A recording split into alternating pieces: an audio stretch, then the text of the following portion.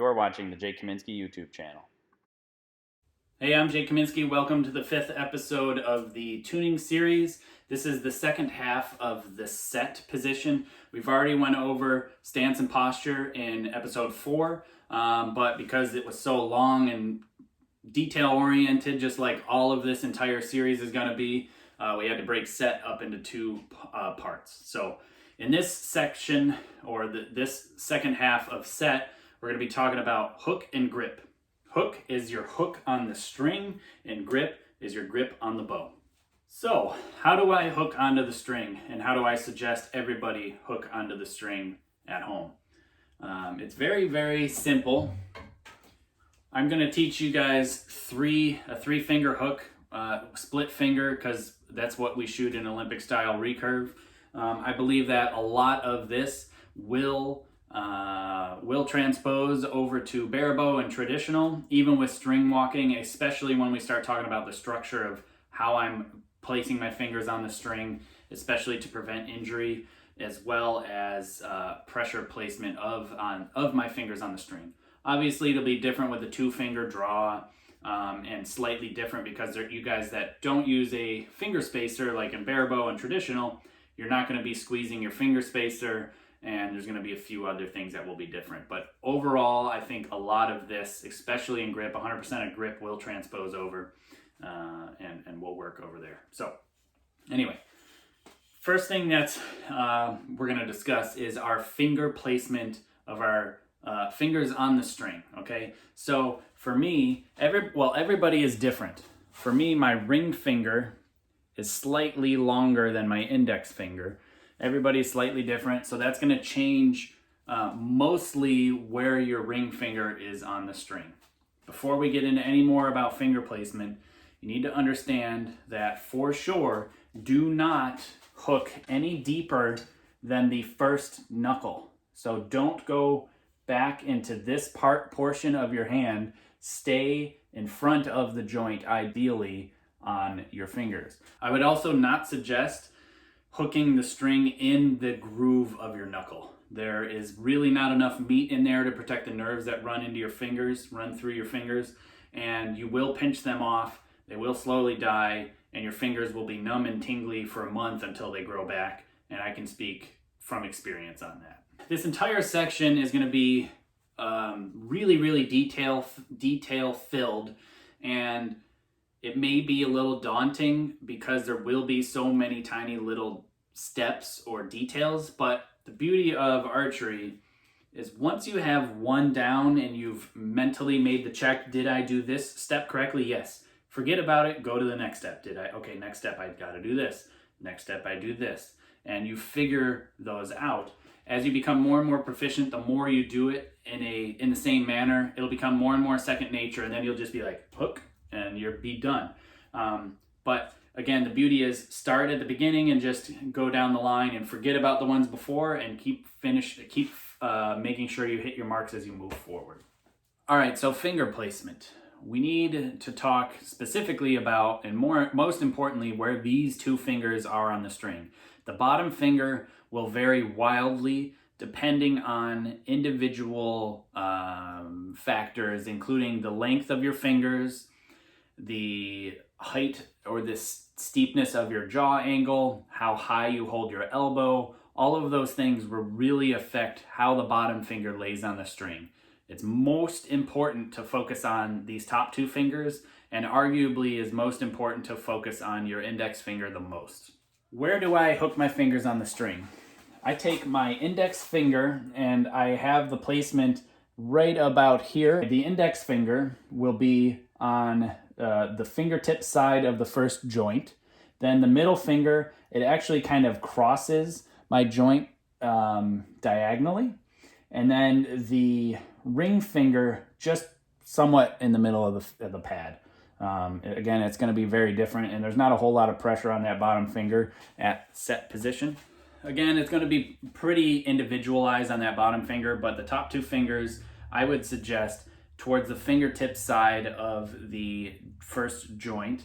And then what's really important though next is how to hook your fingers onto the string. especially when we're talking about injury prevention. Again, there's a lot of nerves that run through your fingertips, and if you're not hooking onto the string correctly, you will damage the nerves, and it will take a while for that numbness and tingling feeling to come back. And I've had that on my middle finger where it went numb on the tip and the bottom half of my finger.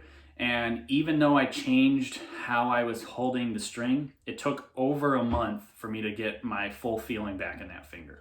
So with that in mind, you don't want to just hook onto the string here and then roll towards your fingertips and get into position. Because what that's doing is, if you look at the joint of my finger, if I start here and I go towards my fingertip, you'll see there is no meat between the string and my joint. It's just bare skin. So if you start the opposite way and start on your fingertip and then roll into the string, there's all this meaty pad between your knuckle and the string. Now, that's how you hook the string. You start on your fingertips and then you roll in. And when you roll in, you have a whole lot of meat built up between the string and your knuckle. Another question that always gets asked and ultimately gets confusing to people is finger pressure. All right. How much pressure do we put on the different fingers? We've got 3 fingers that are on the string. So which one does the brunt of the work and which one doesn't? In set position, the whole pressure of the fingers is relative to in set position. At full draw, to the best of my knowledge, we still don't know exactly what happens at full draw optimally, because we have not put pressure sensors on our fingers to see how much pressure is on each finger and what the ratio is between the 3. So we only know at set position what we should be doing, because it's very simple. You should have 80 to 90% of the pressure on your top finger, 10 to 20% on your middle finger, and whatever rest is on your bottom finger. It just barely rests and touches the string. Why do we use more index finger pressure than the rest is easily explained by pull your bow back and curl your top finger more, and then uncurl your top finger and see what feels different in your back. For me, and everybody else, once I can show them, is when you pull the bow back, if you have more index finger curl, I can feel more tension in my back. If I have less index finger curl and more bottom finger curl, I feel more bicep tension, more back tension, more bicep tension. The whole goal is to get more tension into our back because those bigger muscles are more efficient. And I've already explained that in a previous episode. I believe it was episode 1. So again, that's only at set position, the finger pressure.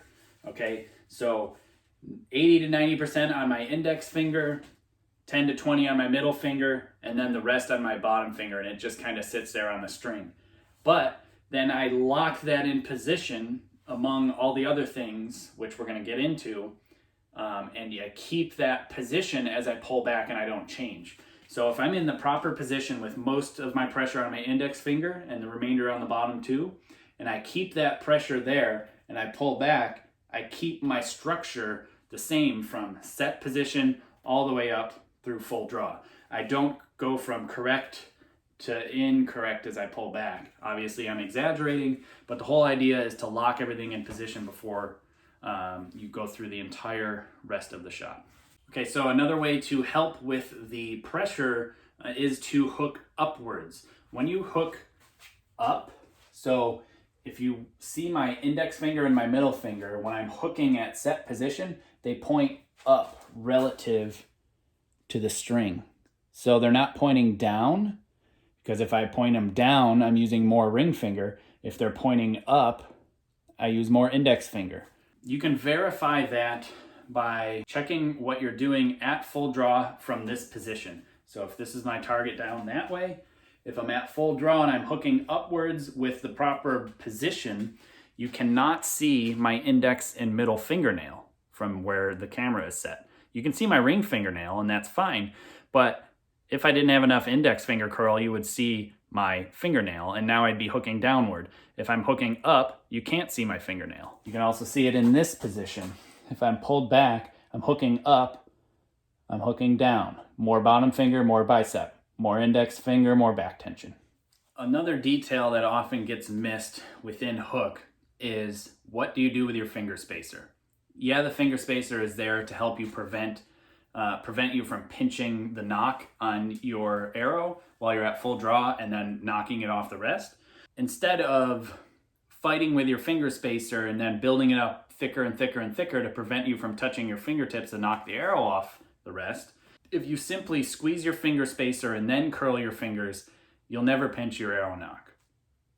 So the best way that I can describe it and show you is like this. If I take, this is just a piece of hot melt, but if I take it and I pretend that it's my finger spacer and I put it between my two fingers, if my fingers are curled and I'm not squeezing my finger spacer, I can touch my index and middle finger. See, even with it in there, you can touch it. It's actually quite easy. Well, it's difficult because it requires weird muscles that I don't normally use. But if I squeeze my finger spacer first and then curl my fingers, I can't touch them. They just won't get closer than this, which is just wider than a knock. But if I don't squeeze it and I curl them, I can touch them. See? Squeeze, curl, I can't touch them, especially if I'm keeping that squeeze the whole time. Which brings me to my next point, the finger spacer. Yeah, you squeeze it and then curl, but keep squeezing it throughout the whole shot. It stabilizes your entire hand. It really locks everything into position, and it helps prevent you from moving and changing and altering positions from where we are optimally at here at set position.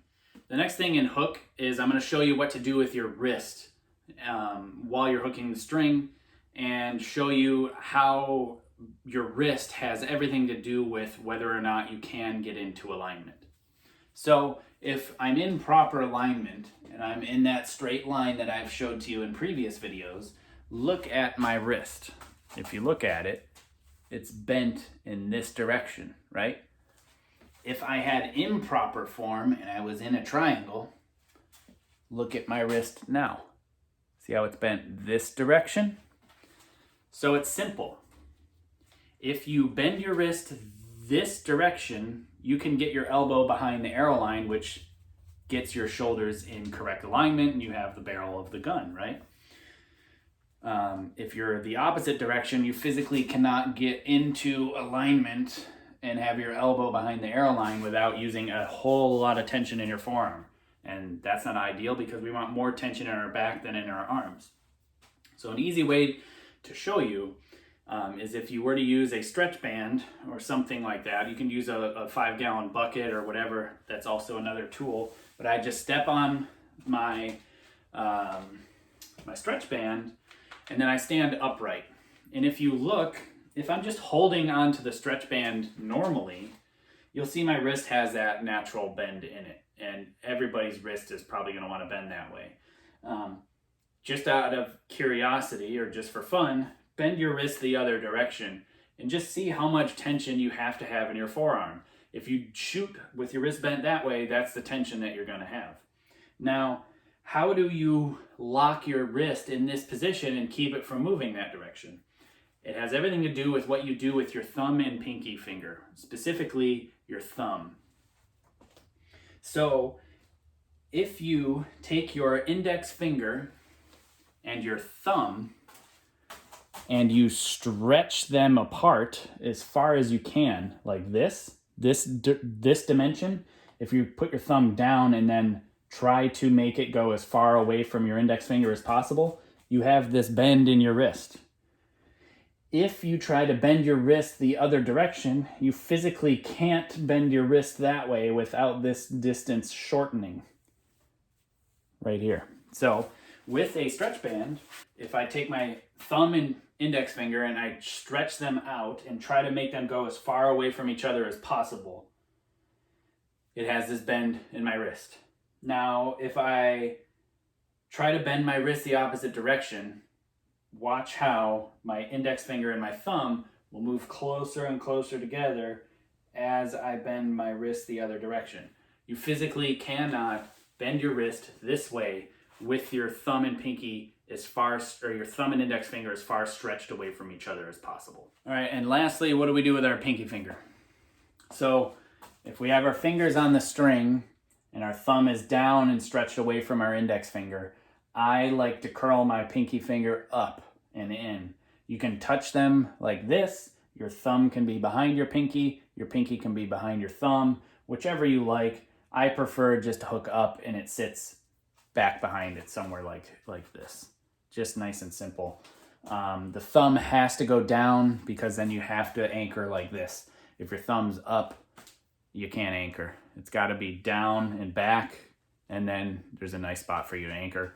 We'll talk about anchor in another episode, but that is essentially everything in hook. Okay, next is grip. Grip is simply how you put your hand on the grip of your bow, okay? It's really simple. It's as if you're gonna say stop to somebody, and then you just curl your fingers down, all right? So the knuckles will be at a 45-degree angle to the ground, and then the grip of the bow just goes inside of there, just like that. That's pretty simple and straightforward. Another way that you can look at it is, again, in the stop position, the knuckles down, but I'm gonna show you here. At that 45-degree angle that my knuckles are at, if I drew a straight line down from the throat of my thumb and index finger, you'll see where the grip should be placed on your hand. So the grip should be placed on my hand just like that. And that's it.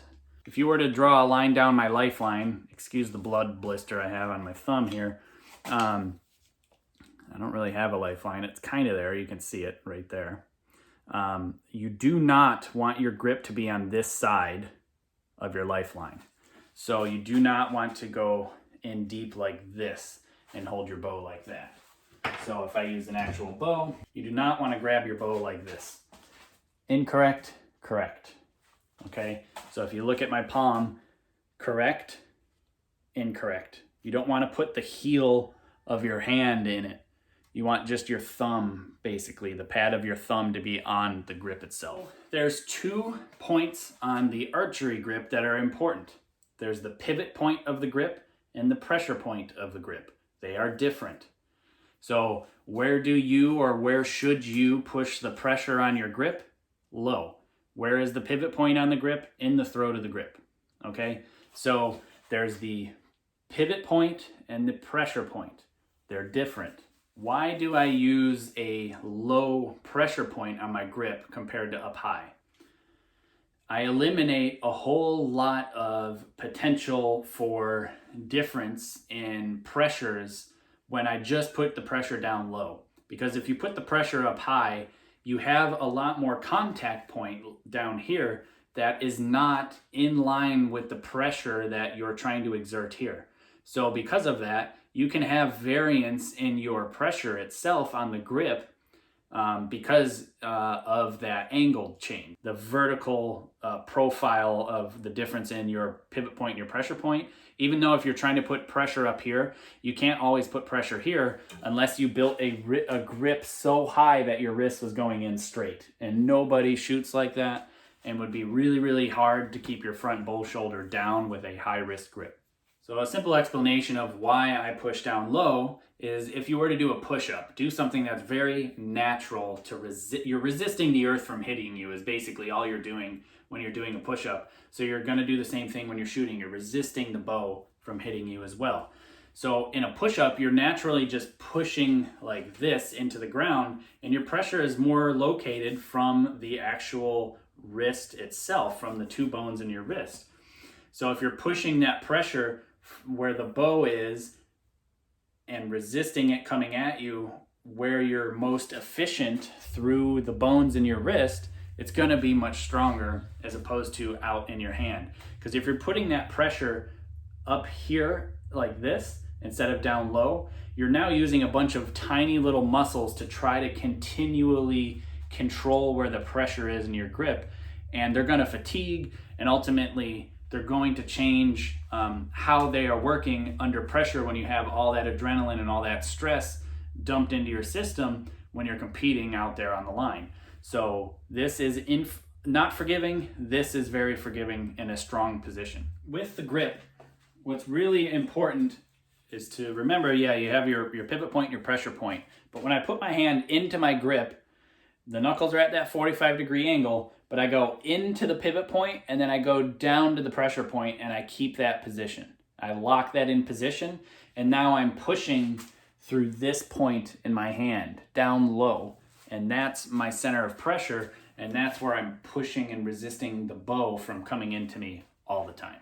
Also, the next thing to talk about is when my hand is in the grip, what do I do with this type of motion? Okay, so this is a weak position. So even without a bow and without pressure, if I were to push my pinky forward, my hand would want to slide off my grip. And that's a weak position. The bow already wants to beat me and come back at me. But if I'm pulling my pinky towards me and pushing my thumb towards the target, this is a strong position. Not only am I putting pressure down, but I'm also turning my hand like this into the bow where my thumb is pushing towards the target and my pinky is coming back at me. Weak position, strong position. Another thing to consider is, what do we do with the thumb and the index finger in the throat of the grip? What do we do here? Do we just not try to hold it? Do we squeeze it? Do we pinch it? What do you want to do? I never suggest squeezing the grip like this, holding the grip. Never ever do that. If you want to, and I've done many different ways where all 4 fingers are curled like this, I find that my hands are a little too big and I get way too much pressure on the side of the grip from my index finger. So I end up resting my index finger on the front of my riser like this. So I'm in and down, putting my pressure down low, and then my index finger just kind of rests on the front of my riser. The remaining 3 fingers are just curled in against my palm and they're sitting relaxed like this. But what do I do with the throat of my grip?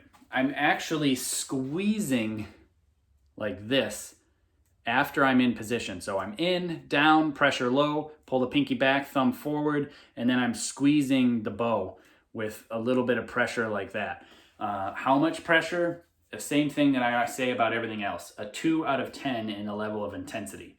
I did a video already on shot cycle intensity, and I'll put a link to that up at the top and down in the description as well. But again, in, down, pressure down, pinky back, thumb forward, squeeze the grip. That's pretty much everything to do with grip. Okay, so now that we know our stance, posture, hook, and grip, and all the little details in between of what we need in the set position, the last thing is, what position do we get into before we hit into this, lift up the bow and get into setup position and continuing through our shot sequence. The main thing to think about position-wise is, where is our elbow in relation to the arrow line? The whole point of shooting with this method is to be biomechanically efficient and to have our chest down so we're in alignment, and with that, our elbow ends up being behind the arrow line. So this is elbow behind the arrow line. This is elbow in front of the arrow line with improper posture. Well, what if I told you that you could get your elbow behind the arrow line in set position and basically everywhere throughout your entire shot? So before you're even at full draw, I can get your elbow behind the arrow line with the correct position. In set position, as I already have my stance, my posture, my hook, and my grip, what do I do now with the rest of my body before I go into setup position? So it's very simple. If you are the target, I'm going to point my arrow to the left of you. So if I exaggerate this by lifting my bow up so you can see, in position, I'm just pointing my arrow to the left of you. How I point my arrow to the left of you is very, very simple. I don't move my bow arm to the left.